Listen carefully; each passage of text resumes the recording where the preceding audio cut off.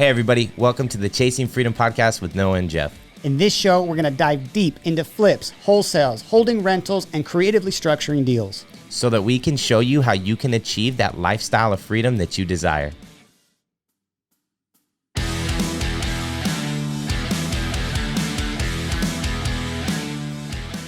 Hey guys, welcome back to the Chasing Freedom podcast with Noah and Jeff. Today, we are honored to have our good friend Zach Matson here.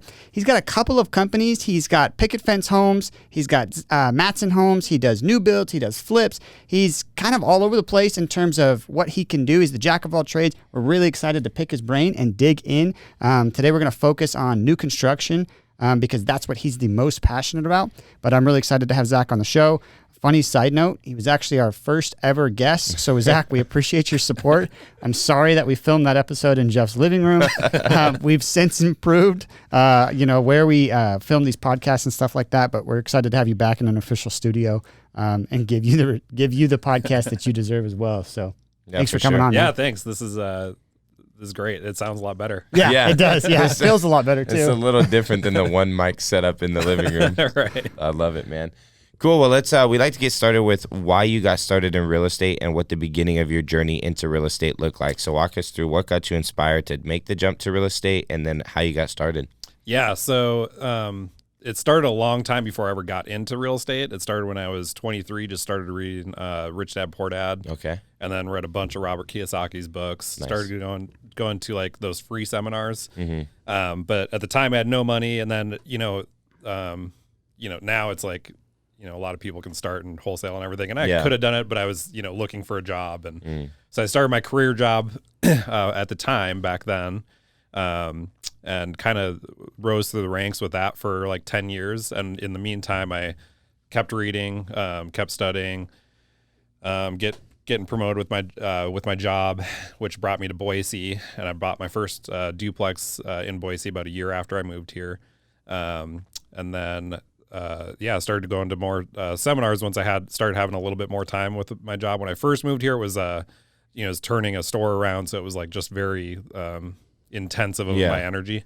But after a couple of years, I kind of got the ship turned around, and so I had some extra time and money to kind of start investing in real estate. So I started my LLC back in 2014. Okay. Back then, I started trying to buy houses. So I had a couple under contract, and then come to find out they were. They just weren't as good of deals as I thought they were. Gotcha. I had wrong information. I didn't have the best analyzation skills back then. Gotcha. But I never actually, I lost some earnest money, but I never closed on them. And then I got super busy 2015, and then I got fired from my job in the beginning of 2016, and I started flipping. Nice. So by that point, I had saved up enough money to kind of start doing it on my own. So that's kind of how I got started into flipping. Awesome. So that year, I just bought my first like little 2-bedroom house on the bench for $70,000. That's insane. Yeah, yep. And I did pretty much all the work myself. Besides, like I hired a roofing contractor, concrete contractor to do the driveway, but I did like all the plumbing, like all the refinished floors, painting, putting in cabinets, all that kind of stuff. So pretty much did most of the work myself.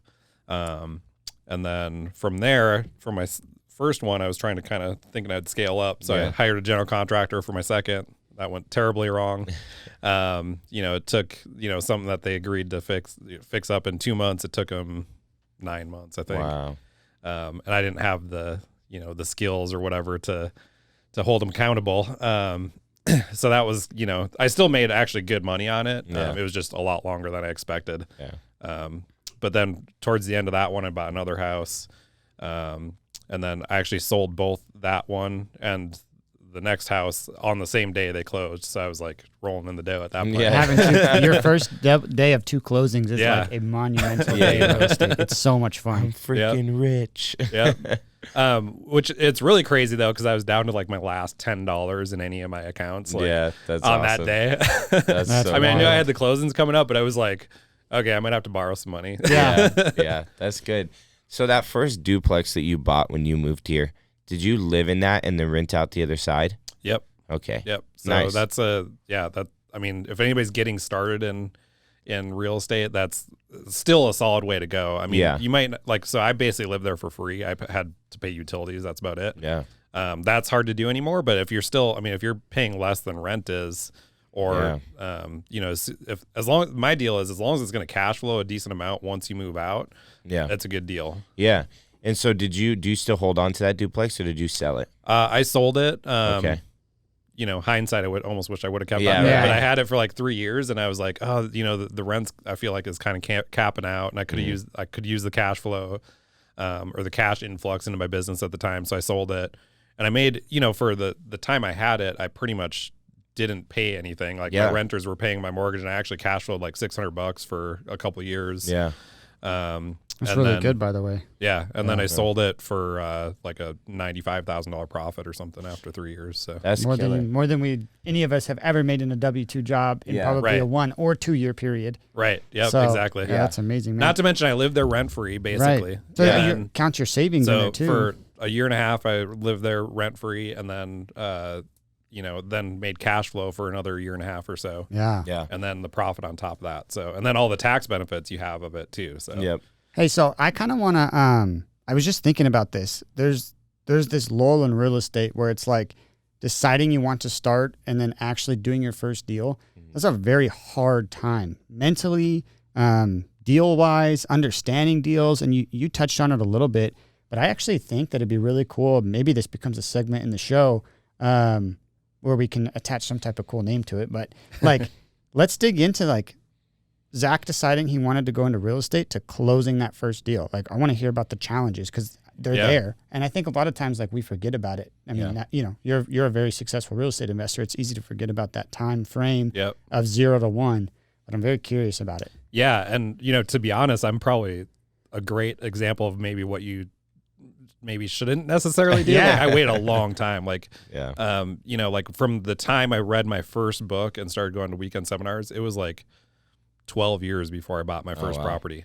So no, I take that back. It was 8 years, but still it was a long time. I mean, there was a couple cities in between. Part of it, you know, was, so I was studying a lot. So I was like gaining a lot of knowledge, which I have no regrets about. But I almost wish I would have started, just, you know, when after it. Yeah, exactly. You know, but I was focused on trying to, you know, make an income, you know, so, I guess I just didn't have the confidence that, you know, I could go out there and use, you know, my no money and find deals and, you know, but I almost wish I would have. So if anybody's, you know, thinking about doing it and there's all these young kids that are like, we'll just go wholesale, that's a great way to start. And, you know, you can make some good money, and then, you know, and probably more importantly than making the little bit of money wholesaling compared to some of the bigger deals is, you know, you get into that circle, you know, because that's been one of the biggest things for my business, just being connected in town and like knowing people and getting deals from other people and giving deals to other people and that, you know, that kind of thing. So that's, you know, it's all kind of a mix in that.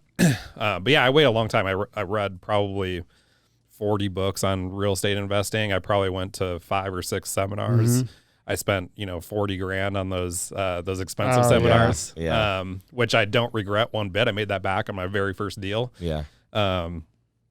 So that was kind of my deal. Is I studied a lot, but I probably waited a little bit longer than, you know, looking back, maybe I would have done it differently, but you know, no regrets at the same time. But you know, for people that are trying to get into it, I would just jump in, whatever you can do, wholesaling, whatever. And then you got that duplex while you still had your current job, right? Yep. So that duplex was probably a key part in making you feel comfortable to make that jump then, right? Yep, absolutely. So, that's what I love about the house hacking model, man, is like it's easy for somebody with a W-2 job to get into something like that, right? And now you just eliminated so much stress and risk in your life where like you were living for the cost of utilities only. That meant your mortgage payment was covered, which meant you could go and take a risk that maybe somebody who was in a W-2 job and instead of getting a duplex and house hacking went and bought an $800,000 house because they were making good money and they wanted to live the life, right? Like you made a smart decision that minimized your risk and allowed you to then take more risk in starting a business and starting to flip and do some new builds and stuff like that. So I really like hammering down. I think it's a reoccurring theme. Like so many people that we get on the show all started with a house hack or some sort of investment property that then just relieved the burden from them on the high monthly expenses and allowed them to take that risk. So I think that's really cool, man. Yeah, I think it's important for people, especially on your, I mean, on your first house or second house, I mean, a lot of people get house poor. Yeah. So they buy the house that they, can afford. Yep. But then it's like, can you really afford it if you can't afford to actually, long term to improve your life the way you want it? Yeah. So. Yeah. What are some of the action steps you took? And it sounded like to me a little bit that real estate really started in terms of like full time for you when your job fired you. And then all of a sudden you're like, well, I've been learning for the last 10 years. I prepared myself for something like this. What are some of the action steps you took to lock up some of those first deals and those flips? Yeah. So, and to be honest, so 2016, I got fired like January 5th, but like I had an exit plan. I was going to quit at the end of the year. Nice. So just, my time frame shortened by 12 months, but that was great because it kind of lit a fire under my butt because, I was like maybe not super comfortable with the money I had in the bank at the time. I'm like, would have been more comfortable, but, sometimes uncomfortableness. It's good. Yeah, exactly. Yeah, motivates you. Yep. So, but yeah, so basically my action steps. So I had gone to seminars. In fact, I finished up, I was actually still kind of in the process of going to weekend seminars. So I went to, I think like one or two more, one in Salt Lake City and then another one in Phoenix. And then I started to just drive for dollars. So I basically like, I got some really good information from these seminars on like what works. And so just driving for dollars. So I'd get a list from the title company and I would drive through my neighborhood and take pictures of houses that didn't look very good. And by the way, so this works really well for like non-owner occupied, but taking pictures of like owner occupied I don't know that I would recommend it. And it's not the same marketing strategy anyway. So non-owner occupied. Yeah. And then you send that picture and then like my sheet of paper I had sent was just super simple.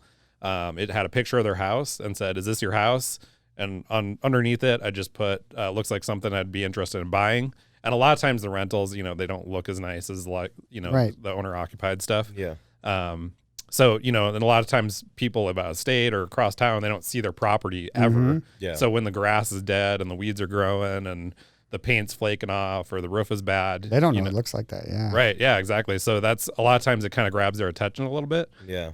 So I actually had a decent response rate from that. I had out of, every 100 flyers I'd send, I'd probably get 5 phone calls. It's really good. Yeah. Yeah. It's like almost 3x the normal response rate. Yeah. Yeah. Yep. So that was really successful. And I've done it here and there since then, but it's like, I'd never can consistently have the time to do it. And I should probably delegate that out at some point, but then it's, anyway, but, but yeah, that's how I found my first deal. So it was this, literally like 8 blocks from where I live in the same like mile radius. Yeah. I found this rental little 2-bedroom house and you drive by and like it was weeds in the yard, overgrown, looks like the trees hadn't been maintained in 20 years. Yeah.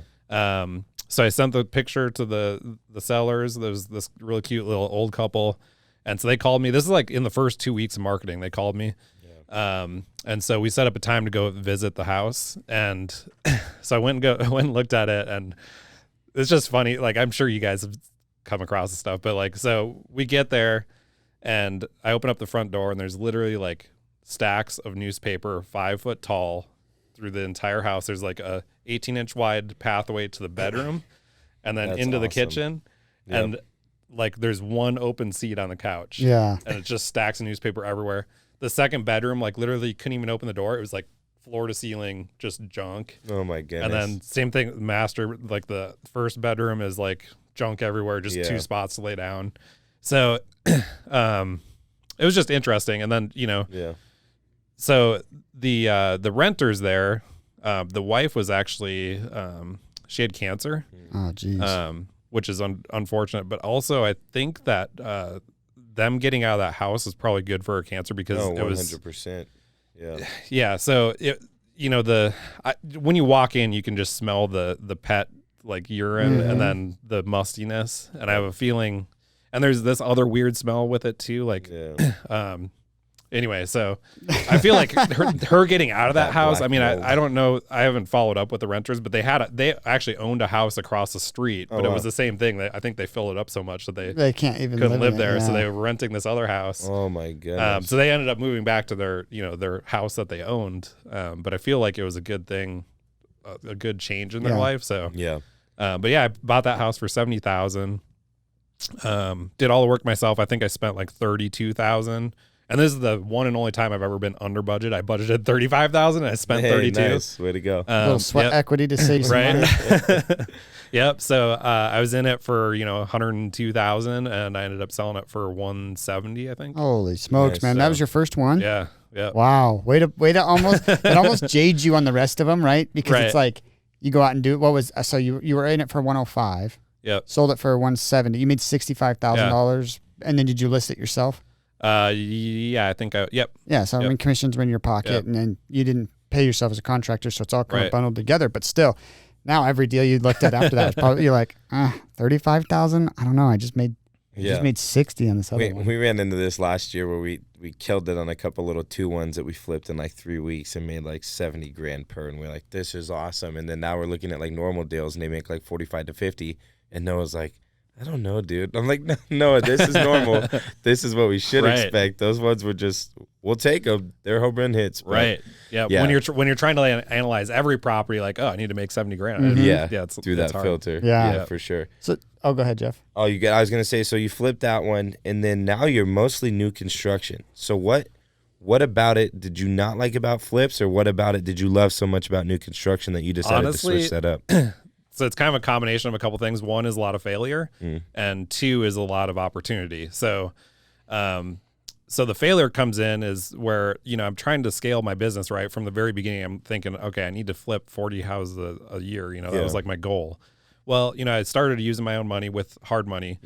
But then it's like, you do one house and you tie up, you pay 20% down, and then you have 100% construction budget, but you have to buy all the materials or pay contractors. And so you're paying, like I was paying like $10,000 a month out my pocket before I get reimbursed, So, you put your 20% down plus all your closing costs, plus your, your fees.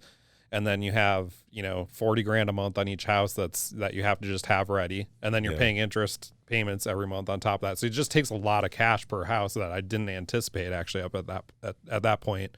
So it was like, okay, I can do 1 or 2 houses at a time. And while you're doing those 1 or 2 houses, so I did everything on the first one. And then the second one, I actually hired a general contractor that, kind of messed me up. It took way longer. And it went over budget, and, so I got super frustrated with that. So that was like the first failure with the general contractor. And then the third house, like I went back to doing it on my own. And I hired a guy, and then my fourth one, I hired 3 guys, and they were actually probably more expensive than just subbing everything out, because they're, it's basically nobody that had any kind of experience. So that was like a learning experience for me. Plus then, you have like all the insurance costs, being a contractor then, and like everything else, all the employer costs that you don't really factor in necessarily. So it's just, so that was like a learning experience. And then I went back to eventually again, like hiring another general contractor on this flipping Jerome, that went horribly wrong. Oh, no. So basically it was another thing where it's like, okay, they thought they could fix it in 8 weeks. We ran into an issue where we saw that the part of the house didn't even have a foundation. Solid. So literally. Yeah. So, I mean, that, those unexpected things come up, and it was like, okay, this will take 3 or 4 weeks to to work around, which is fine. I planned, when we were thinking 2 months, I was like, oh, it's going to take 3 or 4 at least. But then it took 11 months because it was like, plus it's in Twin Falls. So like I'd go out there once a week, but like the once a week I'm out there, I'd find out that the contractors weren't there at all that week. Oh man. And it's like, I'd swear the contractors told, like I talked to them 100 times and they'd tell me one thing, and then I'd go out there the next week and it was never done. So different. Yeah. Yep. So, and when, by the way, so this is like a little nugget of information. If you're flipping or doing new builds or whatever, I always sign contracts with your contractors, but not their contract. Yeah, you can sign their contract, but you need your own contracts that holds them liable allows you to get out of the deal if, they're not holding up their end of the bargain. Yep. And, basically it's not going to cost you extra money if you get out of the deal. Yeah. So I kind of learned that the hard way. I signed their contract, but I didn't have my own contracts. I had them, but I didn't have them sign it. Yeah. So, that. Can we dig a little deeper into why? Because I think that'd be helpful for people. So why do you want them to sign yours instead of you signing theirs? Yeah. So basically their contract is protecting the contractor. There's a little bit of information in there that's like they holding them accountable, but it's like not nearly the level that it needs to be at, because basically they can give you the runaround for weeks and months and whatever, and it's not going to cost them a dime, but it's costing you, hundreds of dollars every week that they're not doing something. So your contract is basically protecting you, and it gives you the ability to fire them at any point. And it holds them to a timeline too. So you have like laid out the whole construction timeline. And if as soon as you get off that timeline, you can either fire them or you can readjust it, whatever. A lot of times, and the thing is too, if you have those contracts set up with contractors, they know that you mean business and they're going to make you a priority. Whereas if you're just the average customer, they're going to take every other job ahead of you and do that priority because they're making money like crazy.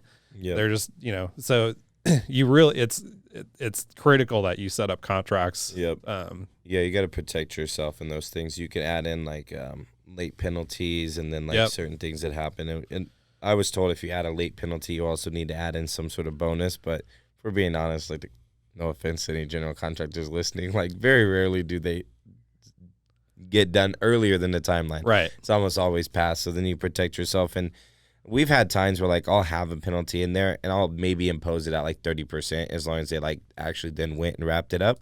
But it's something that you can say, hey, look, you signed this. Right. You're at 10 days past. I don't know if you noticed, but per the contract, it's $50 a day. You're at $600 and that's continuing to grow. And at least it's just a little something that you're like, hey, come on, let's get this done. Because I've been surprised. Like I was a general contractor in Portland for a while and then out here. And I remember when I moved out here, people were like, you are the best, like, communicated, like, you're the contractor who talks to me, you walk me through stuff, and, like, I would go home and I'd be like, I'm a horrible contractor. I'm doing half of what I would, like, communicating-wise, like, hitting timelines. I would do half of what I did in Oregon, but in this particular market, that was still 9 times better than any of the other GCs that were doing stuff in this market. So the bar is, like, super low. So we got to make sure as investors that we're trying to identify good contractors to work with, but 2, even when we get those contractors, we have a contract that then we could say, hey, this is what you agreed to. It's not just this conversation we had. This contract dictates how our relationship works, and you agreed to it. So I think that's a great thing to bring up. And in Idaho, pretty much a contract has to be in writing, so it doesn't matter what they tell you on the phone. Yeah, it doesn't matter. Yep. So as long as it's on paper, you can hold everybody accountable. Yeah. So that was basically like my last worst experience with flipping. But okay, so I say it's a bad experience. It was a bad experience with a contractor. I mean, it took 11 months to fix it, and then it sat on the market because it was like a higher dollar, house, and it sat in its Twin Falls, Yeah. But it was a sweet house. It's been my favorite house I've done to date. It was like in the canyon, like down the road from the golf course in Twin Falls there. It's actually across the river, so it's the Jerome side. But it was just such a cool house, like custom built in 1970. That's cool. Wow. It looked like this huge ship, and it had like a 700 square feet of deck on the back of it in the canyon. That's so cool. It was so cool. It was such an awesome house, and I still made money on it. If I were to pay myself, for all the hours I put in, I was probably making like $1 an hour, but you learned a lot of lessons. Yeah, exactly. And those are more valuable, honestly, than the profit. Yeah. So, and ultimately too, like that was the first house that I actually had investors in. So that was, so this is where I get like, okay, so I had a lot of failure with contractors and like, I wasn't able to, get up to 40. I was, I've been doing this is like my fifth year doing this. And so that was like my 3rd and 4th years doing this. And I wasn't, I was still doing like 1 or 2 houses at a time. So I was like, man, I'm just not getting anywhere using my own money. So that was the first house I actually brought on investors. So I still used a little bit of my own money, but pretty much it was investors' money. So that's kind of what opened the door to that. And And then while I was actually had that flip going is when I found this 6-house subdivision, like just literally 2 blocks from where I live, that I started that process back in 2019 of buying it and doing the subdivision process, which, takes a little while, but that's all investors' money now. Literally, I don't have my own money in any deal right now. So it's kind of cool. It was like, that was kind of like the segue into, private money, and, realizing, okay, I need to do something differently because flips aren't working for me. Like I'm having a hard time finding a contract, and, I'll still do flips, but and I've learned a lot of lessons. And I have a lot of good subcontractors too that have done really well for me on flips. It's just I haven't found a general contractor. Yeah. And it's hard, honestly, in this market, you guys probably know, like hiring a general contractor, a lot of times it's not, you're going to lose money on a house. So yeah. But yeah, so I got into developing and doing new construction because I was like looking for opportunities and I wasn't necessarily seeing it on the market in flips, and I didn't have the time to do my own marketing. So I found this deal on the market. It was overpriced actually, and I drove by it for 6 months. It's like literally around the corner. I drive by it every day. Yeah. So like after 6 months, I'm like, oh, this is still on the market. So I just randomly one day I went and looked at it again, because when it first came on the market, I looked at the price. I'm like, oh, that's overpriced. Yeah. Then 6 months later, still on the market. So I just looked it up. I was curious if they had done any price reductions, and sure enough, so I think originally they were asking $750,000 for just the land. So it was a house and it sits on almost an acre. And they're asking $750,000 for just the land, and they were wanting it to only split off 0.6 acres or something like that. Yeah. So I was like, oh, that's overpriced. So 6 months later, they had marked it down to, I want to say $3 or $350 or something. Oh wow. So it was a lot better, and I noticed that they were really open to negotiating on price. Yeah. So I called up the listing agent and kind of asked her what the deal was, and she's like, well, we've had a couple verbal offers, but we want something in writing. And she told me, I think one of the verbal offers was for $210. Oh wow! Nice of her to open up and tell you. Yeah, yeah, right. Because you probably would have offered the full asking. Oh no, no. Okay, well, he's not full asking, but maybe not 210. But it was a starting point. I was like, okay, so that's where their floor is so far. So anyway, so I came in and I think I offered actually $215 or something in writing. And then so they countered at $250, and that's when I was like, okay, I'm not sure it's gonna work, because it was still one of those things where, okay, 0.6 acres, and I wasn't really familiar at all with development, so I had no idea if I could build one house or 6 houses or what. Yeah.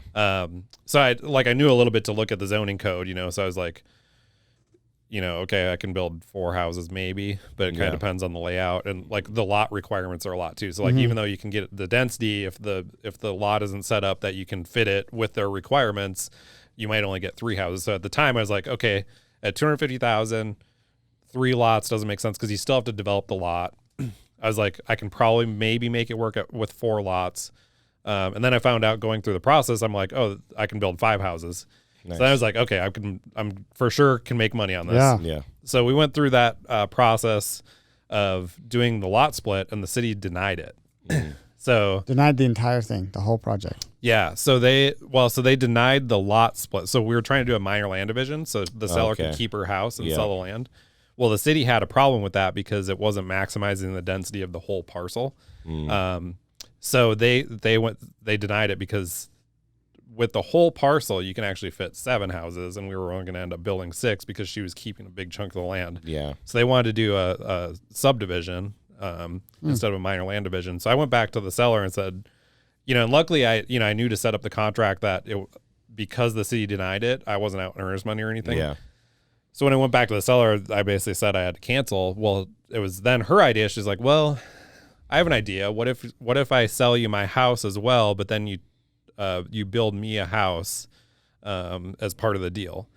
So it's basically trading her old house for a new house. And I'm like, at first I was like, I don't know if that's going to work. Yeah. Because that seems like I'm getting kind of the short end of the stick. But what happened is because that extra land was now part of the deal, so I got her lot for free. So it wasn't cost me anything for that lot. So that was just part of it. And then her house, ended up, it's like 2,000 square feet, and the house I was going to build was like 1,600. And my cost on building, when I was thinking it out at the time, I was like, okay, $100 a square foot. So it was going to cost me $160,000 to build her house, plus maybe an extra 10 to 15 to 20 for the lot development portion of hers. Yeah. But then her house at the time was worth like, $270,000, I think. Wow. So it's kind of a win-win. So she was getting a brand new house that was worth more than what my build costs were. Yeah. And I was getting a house that was worth more than what my build costs were. Yeah. So it's kind of it was a win-win. So it worked out. And she did seller financing on like 80% of it. Oh, that's amazing. Yeah. So that was kind of how I got into development. And that's, so I've been working on that project since the middle of 2019. I'm just getting building permits today. Yeah. Hey, you got the building permits though. That's huge, man. So we did the lot development. That was done in January. Yeah. And then I got 2 building permits yesterday. Got another one this morning. Should have 2 more today or tomorrow. What's cool about that too is I don't know if it was intentional or unintentional, but you rode the largest appreciation wave in Idaho and probably in the United States over the last like 2 years. Yeah. Like we were 44% increase in Ada County. I don't know what, in Canyon County. I don't know what Ada County was. Canyon County, 44% increase last year. The year before that was probably some similar numbers in that 30 to 40% range as well. Yeah. So what did you think your new construction homes would be worth when you started, and what are they projected when I first analyzed them? I think I was looking at like 370,000. Mm-hmm. Yeah. So I actually pre-sold them earlier this spring. Mm-hmm.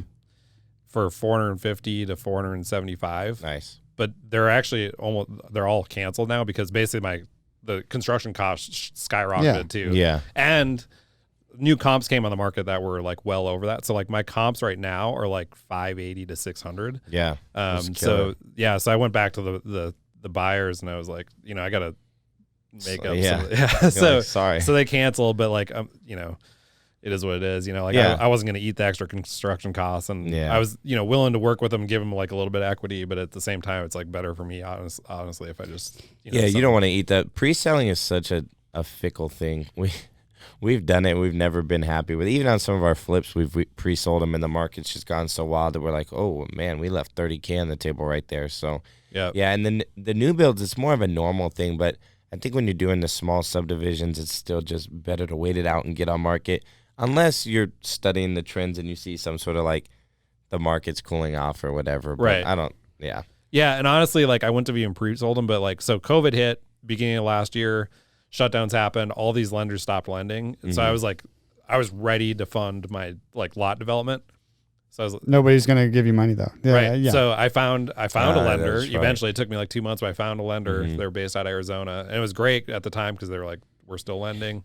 Cost me like 2 extra percentage points. But they funded it. But their stipulation on the sale end of it was they were only going to let me build 2 houses at a time unless I pre-sold them all.